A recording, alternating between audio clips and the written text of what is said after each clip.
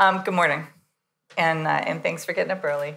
Most of you don't, I think almost none of you know me. That's probably true, right? Raise your hand if you've ever seen me before. Yeah, see? That's awesome. So I, late last month, became the first chairperson of the Node.js Foundation. And along with a lot of other people, I worked for most of last year trying to make the foundation happen. So it's pretty exciting that we finally have gotten to a place. And I'm excited to meet all of you. I've been involved in open source, it seems like, since the dawn of time, although, of course, Richard Stallman has me beat, but a long time, and with a lot of different projects. And so when I asked Michael what he wanted me to talk about, he said, other projects that have had to grow up, is sort of what he said. And so here's what I have to say about that. The most successful open source projects, the ones that we all know about, are a mixture of corporate and individual involvement. It's just the way of the world. It's really expensive to keep a project floating.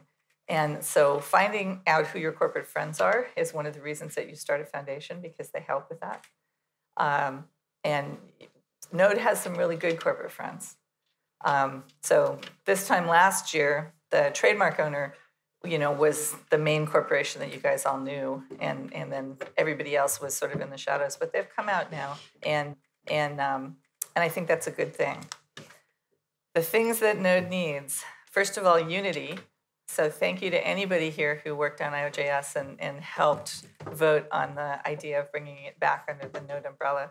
The reason that's important is because once you establish a really good trademark, you don't want to fight with it. You want people to just be able to go find what you're working on under that trademark.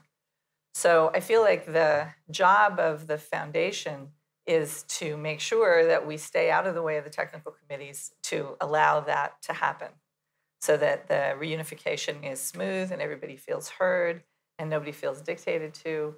And then right after that, to help you with some of what we know, because we've all been in this business a long time, about how you take a great project and make it sustainable, make it even greater. Michael and I have been talking a lot about how Apache does things, how some other famous projects do things, sort of the pros and cons of, we know a lot about what works and what doesn't at Apache now. Some of the modern tools that Apache won't even touch that you guys all love to work with, and how we sort of translate how that works to what you're doing. And I think in the next, year, which is how long I'll be chairperson unless they reelect me, you'll see from us mostly support in the direction of helping amplify the message that Node is a safe place to be. It's a really good tool set. And we hope that even more users will pick it up, and that some of them will decide to send contributors in, because that's how you grow a project, is you build community of contributors. We spent a fair amount of time explaining this to some of the people that are new to open source that are on the sponsoring side. And my meme these days for how open source could get better is I really want to see big companies stop thinking of open source projects as fungible. Do you guys know what that word means? That means you can plug a resource in anywhere it's needed. I mean, human resources. Anywhere it's needed, and you can take it away anytime it doesn't fit your business needs anymore. At the beginning of open source, at the beginning of Apache, there were a lot of people who would say things like, if they ever told me I couldn't work on this project anymore, my big company that employs me, I would quit, because this is more important to me. This is my quality of life. And big companies kind of lose that nuance a lot, because they think of their employees as deployable assets. So I work for PayPal, which I've been doing for the last 20 months. And my friends in the open source world always say, why PayPal? Why would you do that? Because before that, I worked for Apple and Sun and Intel. And, so why PayPal, right? And the answer is PayPal has an interesting set of things going on. A lot of the change that they're going through was expressed by Node. So you guys all know who Bill Scott is. Yeah.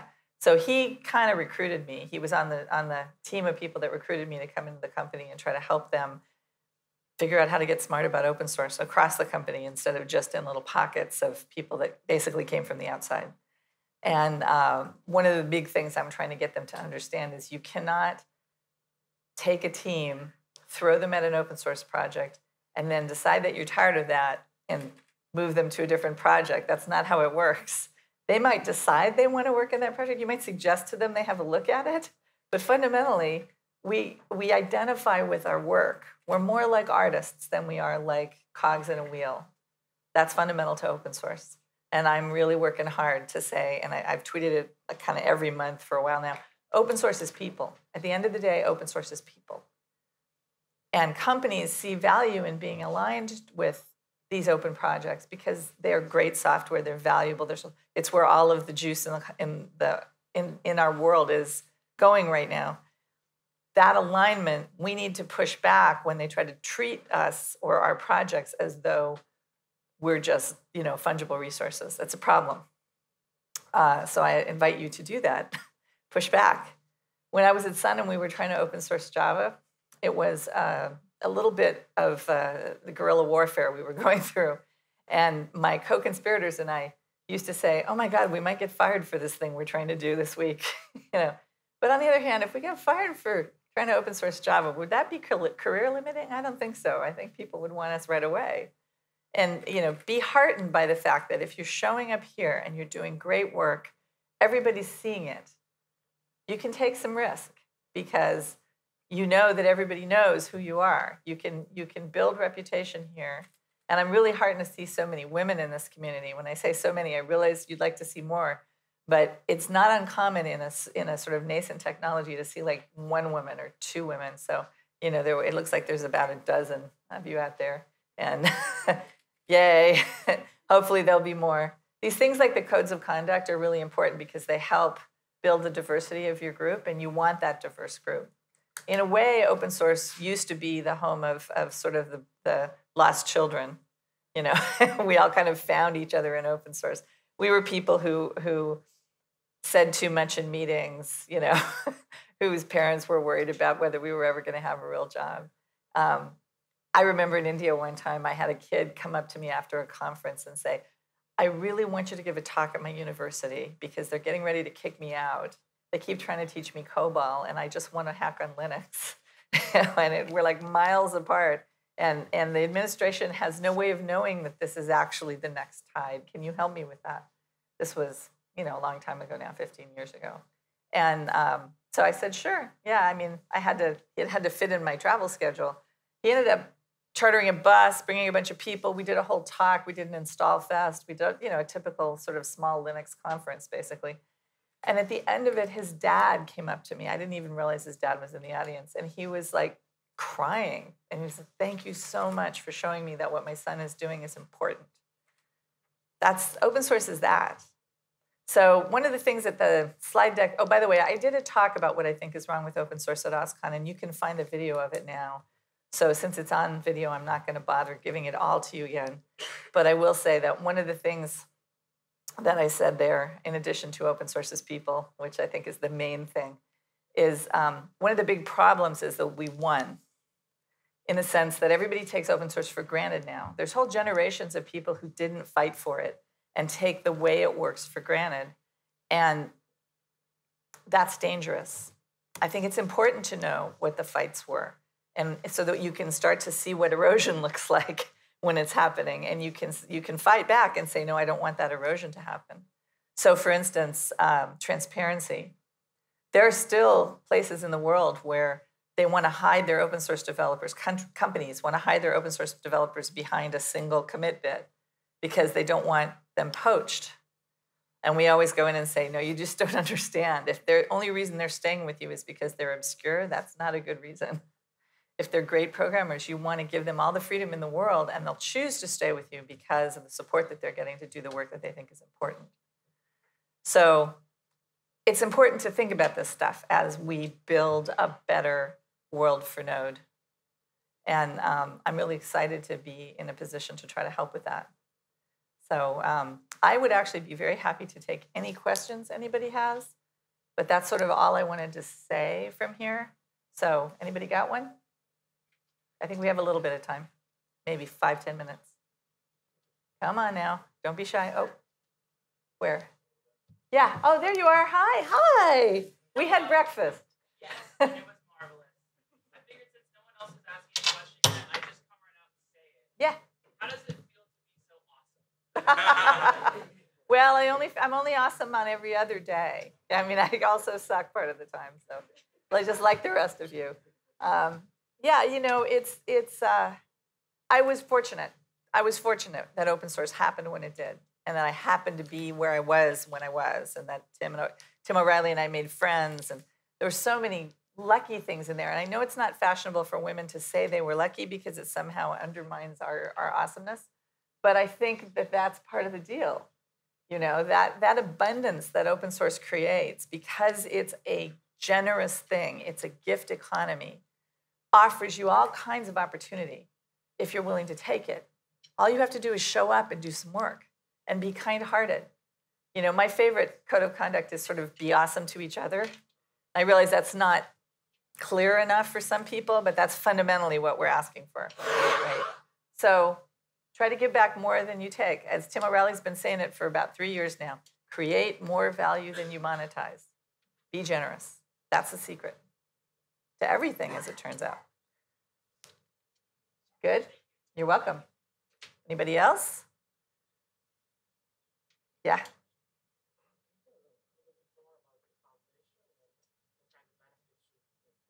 Sure.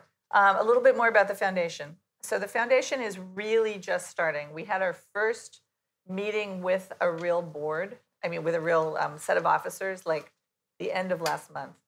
The meeting before that was just us saying yes to a lot of things that the Linux Foundation asked us to say yes to.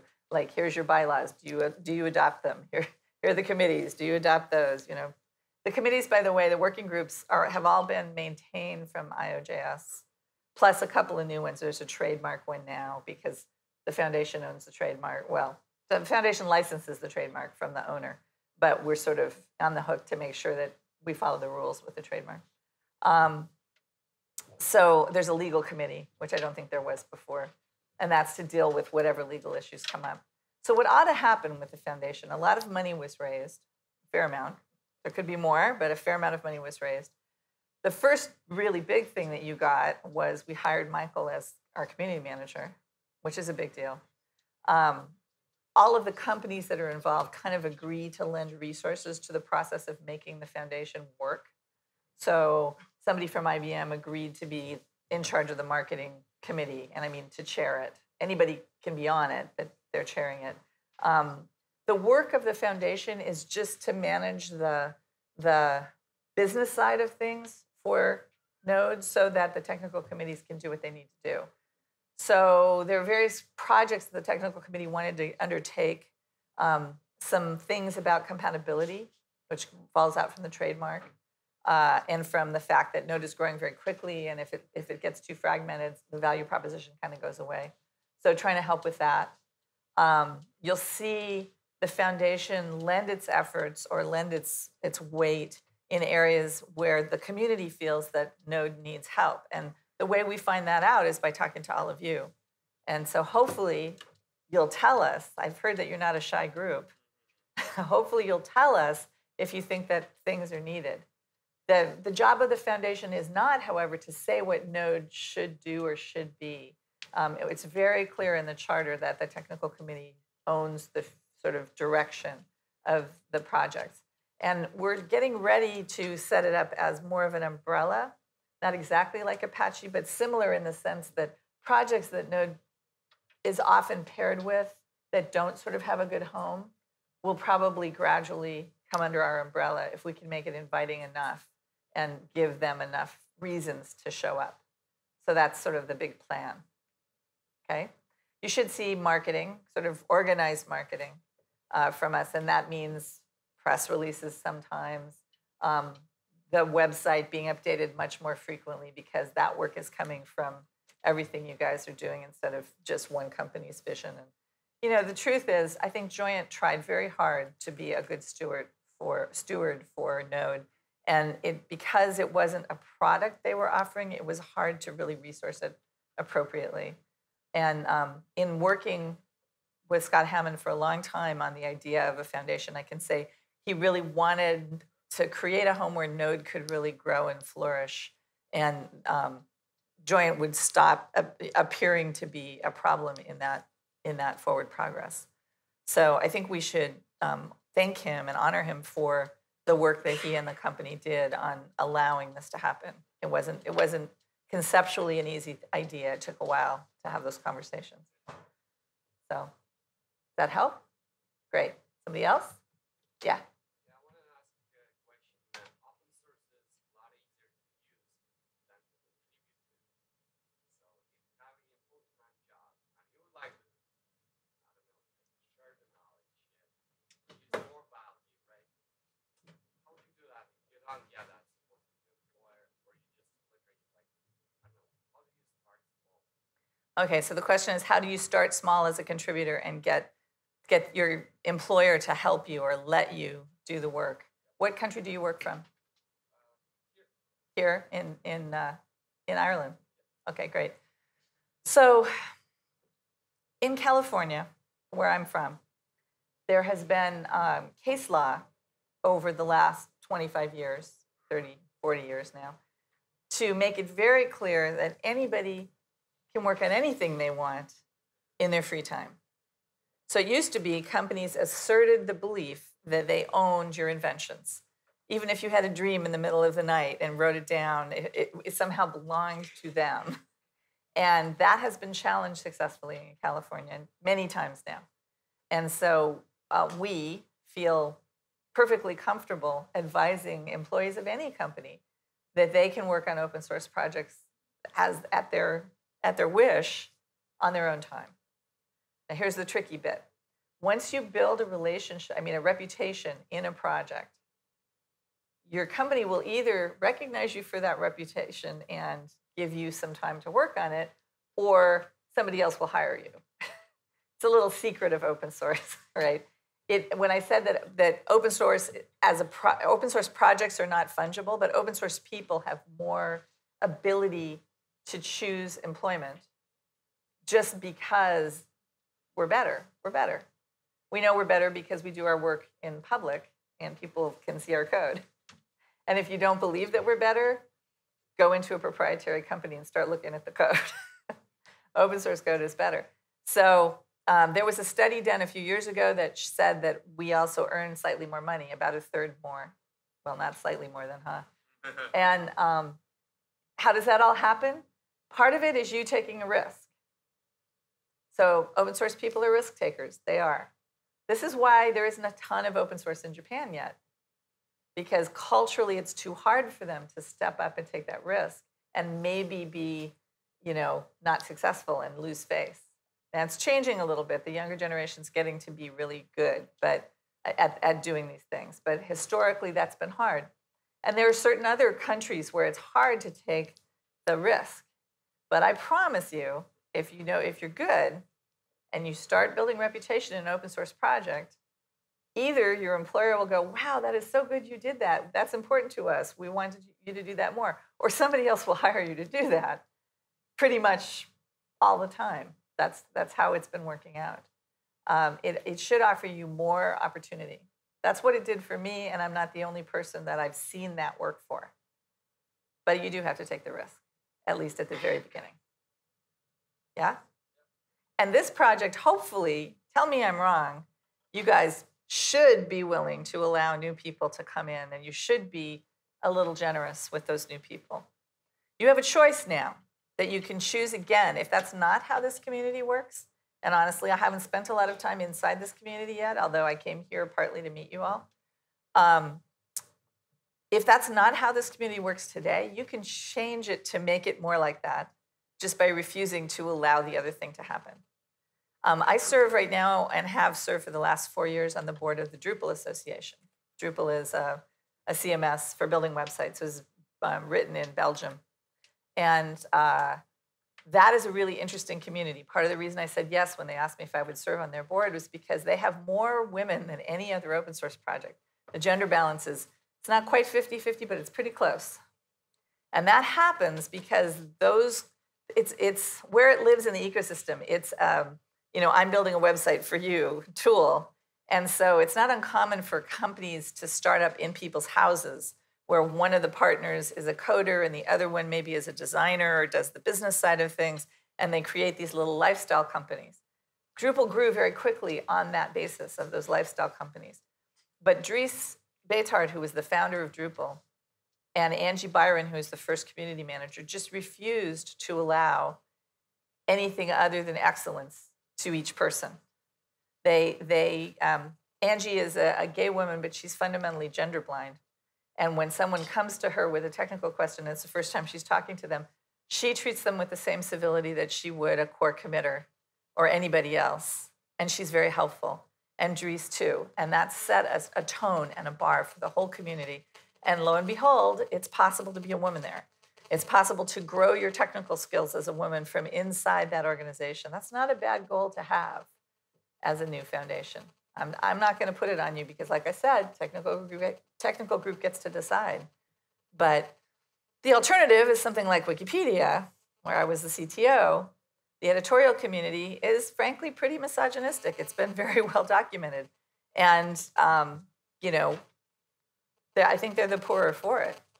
I know that the editorial community is dwindling, at least in part because they're so nasty to each other, people get tired. So my advice would be welcoming. Yeah? Anybody else? Oh, come on. I cannot have answered every question you've ever had. Ah, there's one.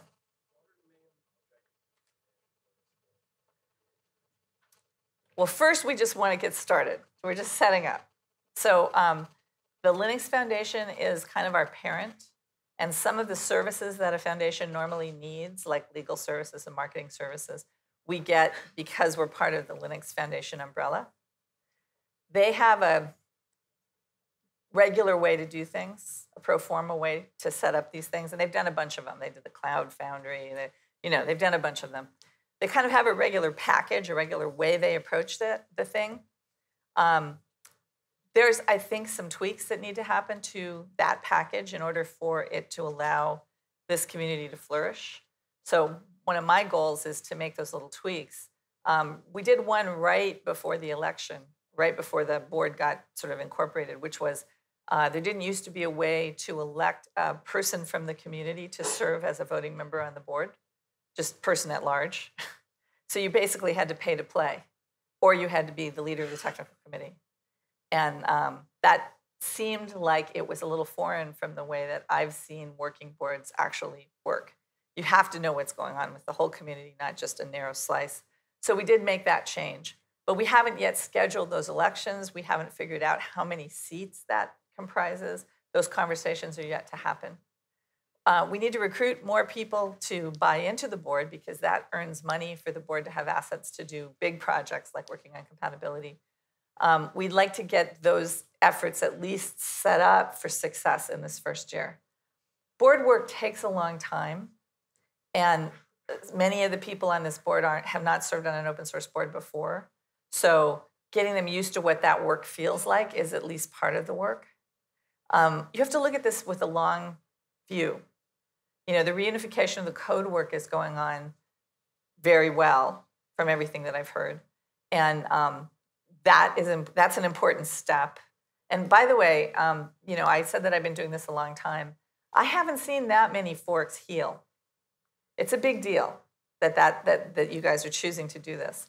The last really big one that I saw was Perl, which is a long time ago. But after that fork was healed in Perl, it got huge.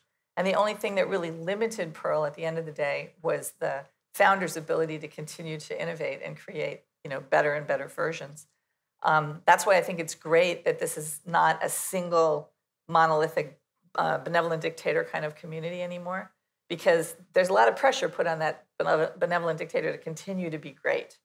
If you look at what Linus has done with the kernel, he's pretty much stepped out of the way. He kind of arbitrates now, but all the lieutenants are kind of his consensus board. And I think that's a stronger position. You never want to be dependent on a single person.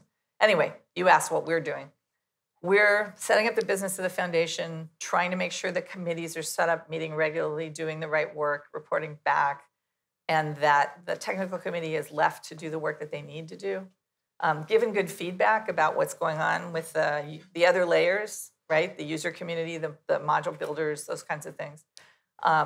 But generally, to just create an ecosystem where the reunification can really flourish. That's our first job. And then, as I mentioned before, we're working on building an umbrella ecosystem so that other projects that are really key to Node success that don't have good homes can come into our home as well. Those are our two big things. And then more community representation. Good? Anybody else? Well, I might be just about out of time. Is that true? You guys, pretty much, more or less? All right. So, so anyway, I'll be around. I'm not going anywhere, I don't think, at least not before Wednesday night. So, feel free to find me and talk to me if you have any questions you didn't want to voice in front of all these people. And thank you so much for showing up and letting me come meet you all. And have a great conference.